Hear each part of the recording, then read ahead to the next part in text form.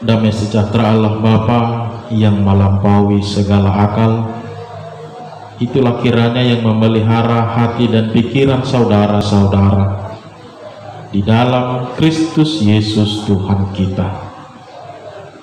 Amin. Shalom. Saudara-saudara, firman Tuhan yang menjadi berita sukacita dalam ibadah peringatan hari kenaikan Tuhan Yesus hari ini tertulis dalam kitab Lukas pasal yang ke-24 ayat 44 sampai dengan ayat yang ke-53. Lukas 24 ayat 44 sampai 53, beginilah firman Tuhan. Ia berkata kepada mereka, "Inilah perkataanku yang telah kukatakan kepadamu ketika aku masih bersama-sama dengan kamu, yakni bahwa harus digenapi semua yang ada tertulis tentang aku dalam kitab Taurat Musa dan kitab Nabi-Nabi dan kitab Mazmur." Lalu ia membuka pikiran mereka sehingga mereka mengerti kitab suci.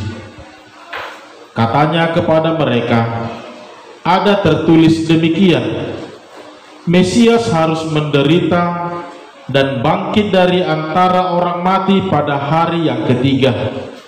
Dan lagi, dalam namanya berita tentang pertobatan dan pengampunan dosa harus disampaikan kepada segala bangsa, mulai dari Yerusalem. Kamu adalah saksi dari semuanya ini. Dan aku akan mengirim kepadamu apa yang dijanjikan Bapakku. Tetapi kamu harus tinggal di dalam kota ini sampai kamu diperlengkapi dengan kekuasaan dari tempat tinggi."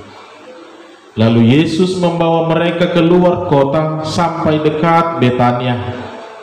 Di situ ia mengangkat tangannya dan memberkati mereka. Dan ketika ia sedang memberkati mereka, ia berpisah dari mereka dan terangkat ke surga. Mereka sujud menyembah kepadanya. Lalu mereka pulang ke Yerusalem dengan sangat bersukacita. Mereka senantiasa berada di dalam bait Allah dan memuliakan Allah. Demikian pembacaan firman Tuhan. Saudara-saudara yang dikasihi Tuhan kita Yesus Kristus, ada beberapa hal yang harus kita pahami kembali tentang peristiwa kenaikan Tuhan Yesus kembali ke surga. Dan ini memang harus benar-benar kita pahami dengan baik supaya kita mengerti setiap tahapan-tahapan proses iman kita di dalam kehidupan ini. Yang pertama, dalam pengakuan iman rasuli kita selalu mengatakan pada hari yang ketiga bangkit pula dari antara orang mati, naik ke surga, duduk di sebelah kanan Allah Bapa yang Maha Kuasa. Dan dari sana akan datang kelak untuk menghakimi orang yang hidup dan yang mati. Naik ke surga, duduk di sebelah kanan Allah Bapa yang Maha Kuasa. Yang menjadi pertanyaannya saat ini saudara-saudara adalah apa yang dimaksud dengan kata naik ke surga? Tentu ini tidak bisa kita sejajarkan dengan ketika dikatakan sebuah pesawat ini sedang terbang tinggi di angkasa. Yang tadinya dia berada di darat, ketika dia sudah terbang, dia sudah tidak lagi berada di darat, tetapi dia sudah berada di angkasa. Ini juga tidak boleh kita artikan, kita sejajarkan dengan seperti ketika burung terbang tinggi di udara. Yang artinya ketika burung sedang berada di darat, maka dia memang benar-benar hanya berada di situ. Tapi ketika dia sedang berada di angkasa terbang tinggi, memang keberadaannya hanya di tempat itu saja, tidak ada di tempat yang lain. Lalu apa yang mau dikatakan ketika dikatakan Yesus naik ke surga? Tentu ini tidak boleh kita sejajarkan dengan yang kita katakan tadi. Ketika suatu benda seperti pesawat terbang tinggi di angkasa, ketika dia berada di darat, maka disitulah dan hanya di situ jugalah dia berada pada waktu itu. Tetapi coba kita lihat tentang Yesus Kristus. Kalaupun Yesus Kristus sudah naik ke surga, apakah keberadaan Tuhan Yesus hanya sebatas di surga? Apakah Yesus Kristus itu seolah-olah tidak bersama-sama dengan kita lagi di dunia ini? Apakah ketika Tuhan Yesus itu dikatakan dia sudah naik ke surga, maka Yesus tidak serta-merta lagi berada bersama-sama dengan kita di dunia ini? Mari kita ingat kembali Bapak Ibu Saudara, di mana 2 atau 3 orang berkumpul di dalam namaku, maka aku akan berada di tengah-tengah mereka, kata Tuhan Yesus.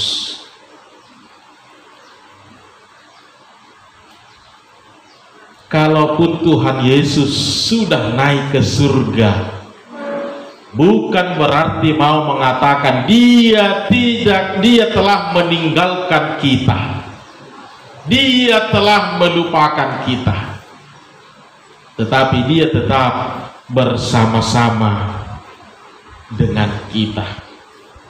Oleh karena itu saudara-saudara, kata naik yang dipakai dalam pengakuan iman rasuli kita tadi, ini tidak seperti ilustrasi tadi yang hanya sebatas menunjuk sebuah tempat atau sebuah lokasi terhadap keberadaan sesuatu.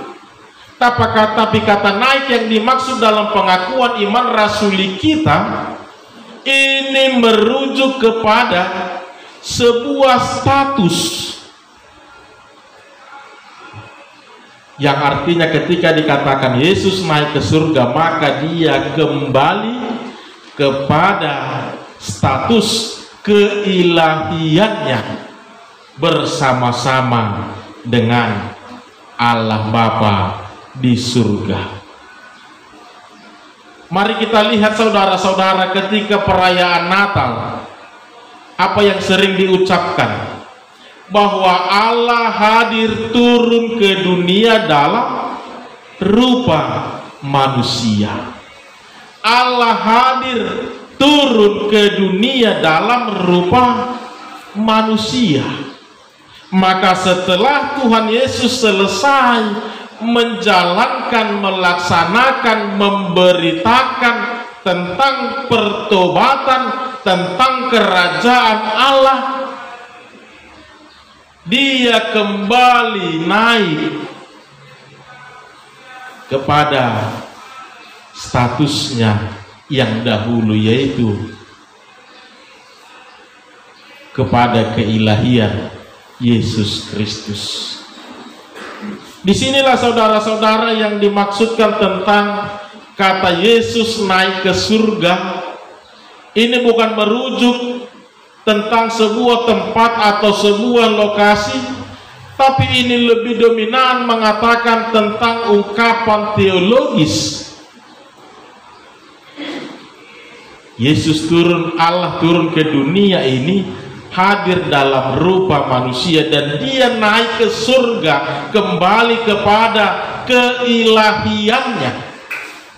Bahkan dikatakan dan duduk di sebelah kanan Allah Bapa yang Maha Kuasa. Jadi dalam bahasa Indonesia tidak melulu arti kata naik itu merujuk kepada tempat atau sebuah lokasi. Coba ketika dikatakan bahwa anak kita naik kelas, apakah ketika saat ini dia belajar di ruangan ini, ketika dia dikatakan naik kelas, maka tahun depan dia belajar di loteng? Kan tidak. Apakah ketika dikatakan Anda Bapak Ibu naik pangkat atau naik jabatan, ketika Anda menerima SK, maka kita tidak lagi berjalan menginjak tanah? Kan bukan. Maka kata naik yang mau dimaksud dalam peristiwa kenaikan Tuhan Yesus ini adalah merujuk kepada bahwa Yesus kembali kepada status keilahiannya, yaitu sebagai Raja yang memerintah baik di bumi maupun di surga. Raja yang memerintah baik di bumi maupun di surga. Saudara-saudara yang dikasihi Tuhan kita Yesus Kristus, begitu juga ketika dikatakan duduk di sebelah kanan Allah Bapa. Ini juga bukan merujuk atau serta-merta kita mengartikan bahwa seolah-olah di kerajaan surga itu ada 3 tempat duduk. Allah Bapa di tengah-tengah, Yesus di sebelah kanan. Yang menjadi pertanyaannya, siapalah di sebelah kiri? Kan begitu. Maka memahami itu juga bukan mau mengartikan secara definisi kata, tetapi ini juga adalah ungkapan teologis. Ketika dikatakan bahwa Bapak si Anu adalah tangan kanan dari presiden, maka artinya bukan mau mengatakan bahwa dia tangan kanannya, tetapi dia juga mendapat kuasa dari presiden. Kan begitu. Maka ini juga mau mengartikan ketika Yesus sudah naik kembali ke surga kepada kekuasaan keilahiannya, duduk di sebelah kanan Allah Bapa, mau mengatakan kepada kita, maka kekuasaan Yesus itu kembali lagi kepada dirinya. Kemahakuasaan Yesus itu kembali lagi kepada dirinya setelah dia kembali duduk di dalam kerajaan surga. Maka untuk itulah setiap tahun kita merayakan peringatan hari kenaikan Tuhan Yesus Kristus, bukan hanya berbicara bahwa Yesus telah terangkat naik ke surga, meninggalkan dunia ini, tetapi kita mau memproklamirkan bahwa ketika Yesus sudah terangkat ke surga, kita mau merayakan bahwa Yesus sudah kembali kepada kemahakuasaannya. Kita mau merayakan bahwa Yesus itu adalah Raja baik di bumi maupun di surga. Dia memerintah kembali. Makanya dikatakan kemudian selanjutnya bahwa dia akan datang kembali untuk menghakimi orang yang hidup dan yang mati. Saudara-saudara yang dikasihi Tuhan kita Yesus Kristus, perayaan peringatan hari kenaikan Tuhan Yesus Kristus ini adalah menjadi sebuah proklamasi bagi kita, sebuah perayaan yang mengatakan kepada kita bahwa Yesus Kristus itu adalah Raja baik di surga maupun di bumi. Dan ini yang mau kita lihat kembali dalam firman Tuhan hari ini dengan topik kita hari ini, bahwa kitalah yang menjadi saksinya. Kita bisa lihat tadi di ayat yang ke-48. dan kamu adalah saksinya. Saudara-saudara, mari kita lihat kembali bahwa salah satu kriteria untuk bisa dikatakan menjadi seorang saksi dalam sebuah persidangan adalah orang tersebut memang benar-benar menyaksikan, orang tersebut memang benar-benar melihat dengan mata dan kepala sendiri, orang tersebut memang benar-benar mendengar langsung sendiri. Inilah kriteria bisa menjadi seorang saksi. Walaupun ada juga dikatakan sering kita mendengar namanya saksi ahli, ini merujuk bahwa kalaupun dia tidak berada di lokasi, tetapi dia memiliki pengalaman, dia memiliki pengetahuan terkait dengan situasi ataupun kejadian tersebut. Maka pertanyaannya saat ini, saudara-saudara, ketika kita diminta untuk menjadi saksi, tentu kita tidak hadir pada saat itu, kan begitu? Bahwa ngarok kita nama merek hati hai, unako kita daging opuk tapi sutu budobe, opuk neopuk tapi sorok dobe hati hai. Lalu yang menjadi pertanyaannya ketika kita diminta untuk menjadi saksi peristiwa ini, maka kita harus memakai pengalaman rohani kita, maka kita harus memakai keahlian kita dalam mengimani dan mengenali kuasa Yesus Kristus di dalam dunia ini.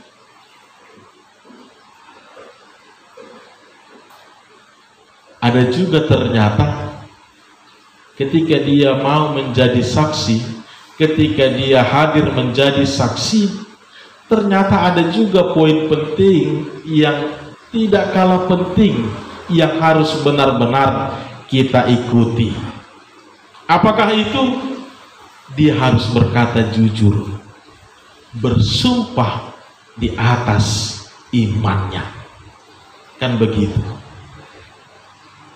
Yang mau dikatakan di dalamnya tidak boleh menambahi dan mengurangi, tidak boleh mengada-ada.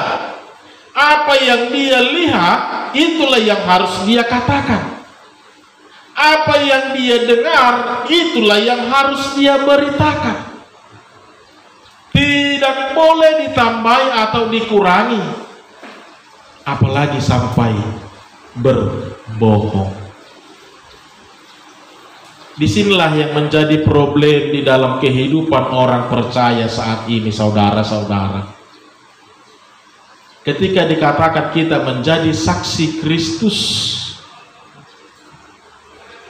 kita sering berdusta di dalam kehidupan ini.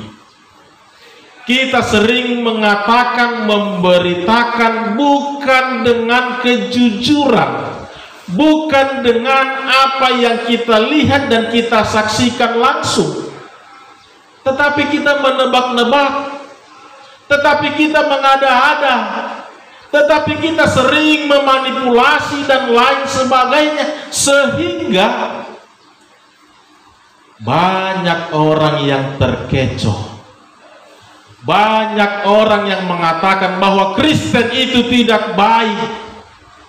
Kristen itu identik dengan orang-orang yang tidak baik. Karena kita sebagai saksi tidak memberitakan apa yang benar, apa yang harus kita katakan, apa yang harus kita beritakan kepada orang lain.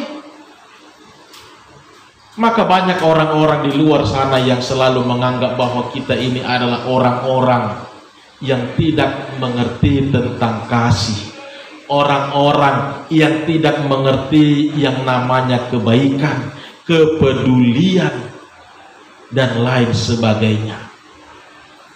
Karena kita sebagai saksi tidak memberitakannya dengan baik, dengan benar, dengan jujur.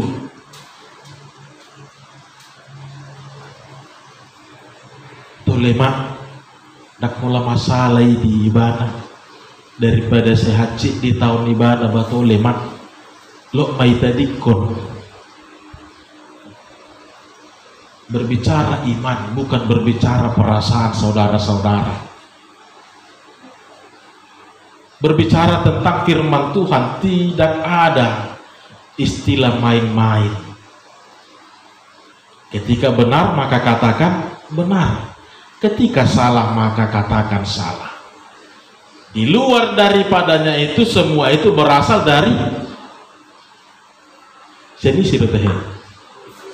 si iblis, si jahat. Inilah yang menjadi problem di dalam kehidupan ini saudara-saudara. Makanya proses pemberitaan firman juga begitu terhambat. Padahal ketika kita mau jujur di dalam hidup kita, para pengikut Kristuslah yang memang benar-benar memahami betul makna kasih yang sesungguhnya. Para pengikut Kristuslah yang memahami betul makna keindahan, keharmonisan, kedamaian, dan kebersamaan di dalam dunia ini. Tetapi karena kita tidak memberitakannya dengan benar, dengan jujur, maka berita ini tidak sampai. Maka inilah yang mau kita lihat saudara-saudara di dalam firman Tuhan hari ini. Setelah Tuhan Yesus terangkat ke surga, apa yang dikatakan Tuhan Yesus kepada para murid-murid?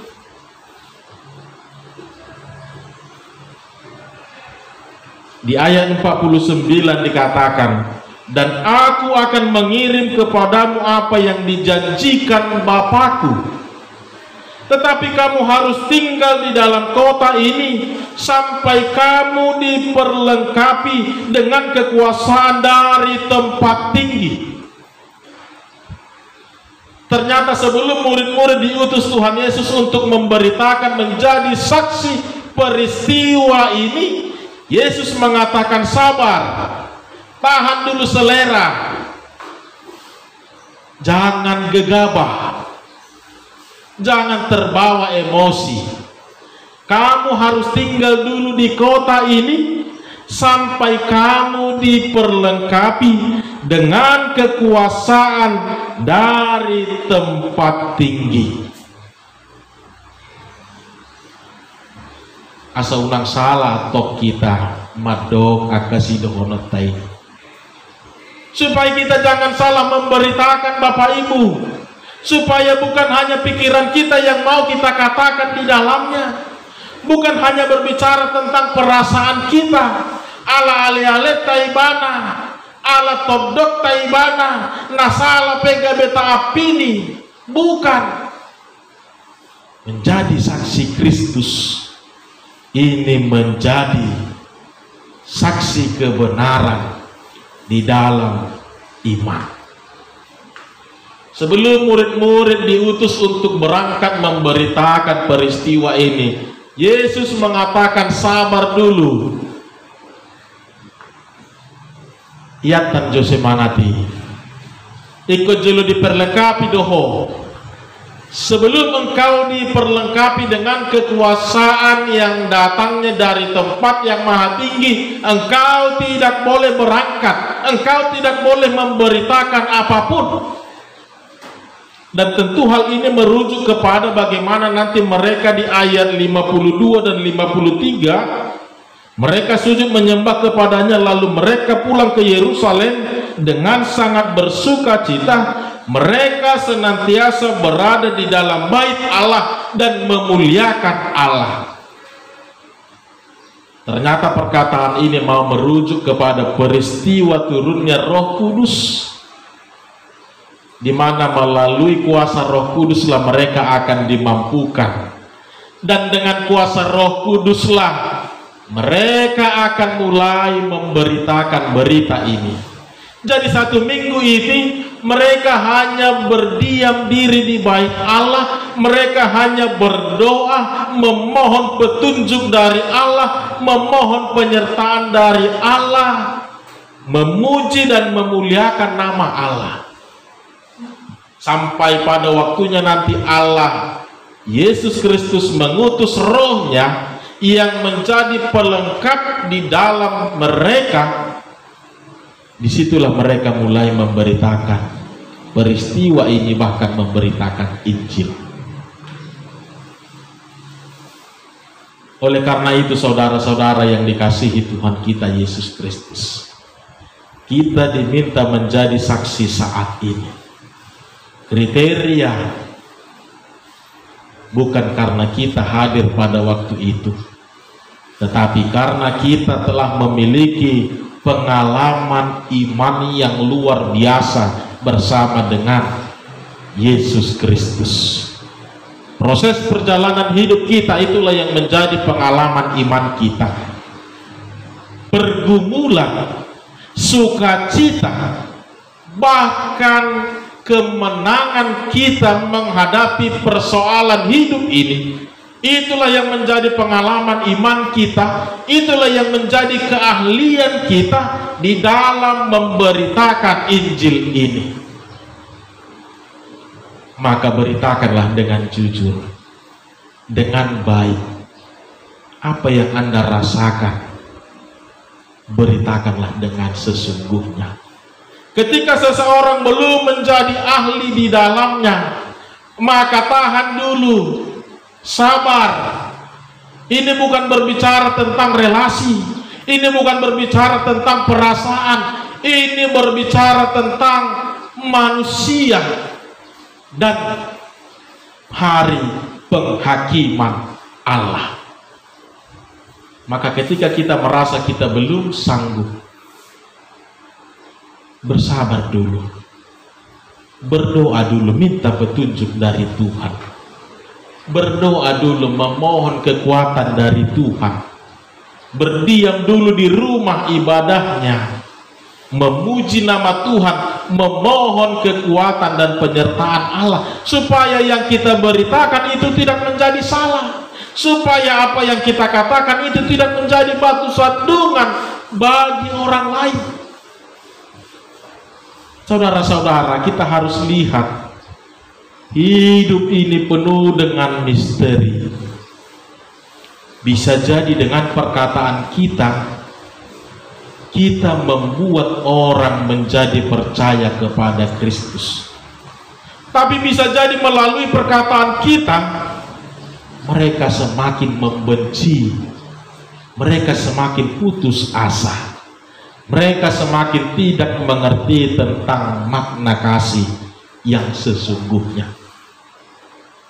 Maka hati-hati kita di dalam memberitakannya.